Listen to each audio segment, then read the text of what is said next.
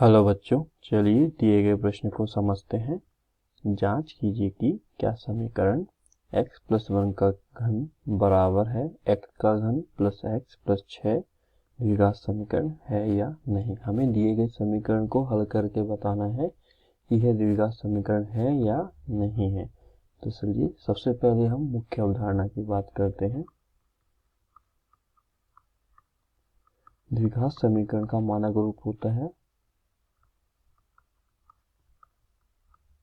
ax का वर्ग plus bx plus c बराबर 0, जहाँ पर a का मान नहीं होता है 0 के बराबर। तो ax का वर्ग प्लस bx प्लस c बराबर 0, यहाँ a is not equal to 0, अर्थात a का मान 0 नहीं होता है। यदि a बराबर 0 होगा तो वह द्विघात समीकरण नहीं कहलाता है। तो चलिए हम दिए गए प्रश्न को हल करेंगे। हमें समीकरण दिया गया है x प्लस 1 का घन बराबर x का घन प्लस x प्लस 6।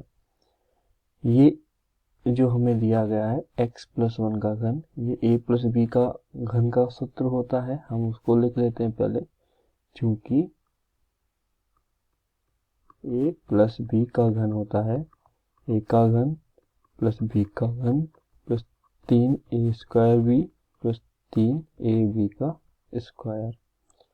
चलिए इस समीकरण को हम इस सूत्र के द्वारा हल करते हैं तो हमें प्राप्त होगा x का घन प्लस 1 प्लस 3x का वर्ग प्लस 3x बराबर x cube plus x plus 6। पक्षांतरण करेंगे, पक्षांतरण करने पर हमें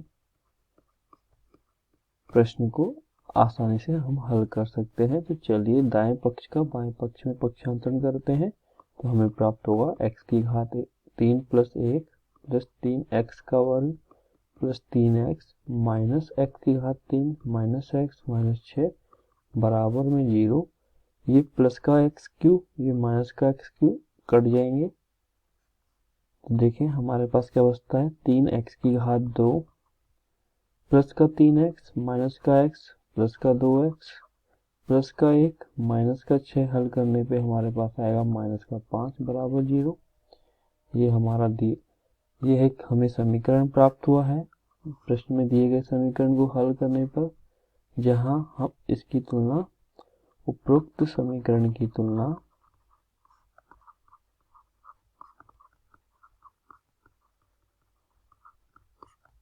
ax square plus bx plus c बराबर 0 से करने पर हमें a का मान प्राप्त होगा। तो हम देख पाएंगे यहाँ से a बराबर है 3। तो हम कह सकते, और यह समीकरण ax square plus bx plus c के प्रकार का है। तो हम लिख सकते हैं कि प्रश्न में दिया गया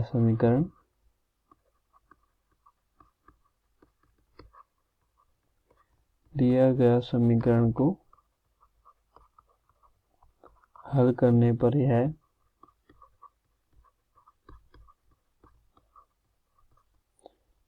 ax square plus bx plus c बराबर 0 के प्रकार का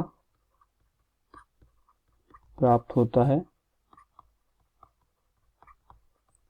अतः यह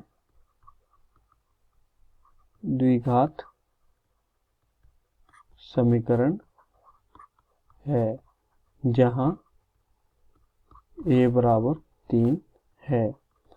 हमें यही बताना था कि क्या दिया गया समीकरण द्विघात समीकरण है या नहीं। तो हम कहेंगे हाँ, यह द्विघात समीकरण है। तो आपने देखा किस प्रकार मुख्य अवधारणा की सहायता से हमने दिए गए प्रश्न को हल किया है।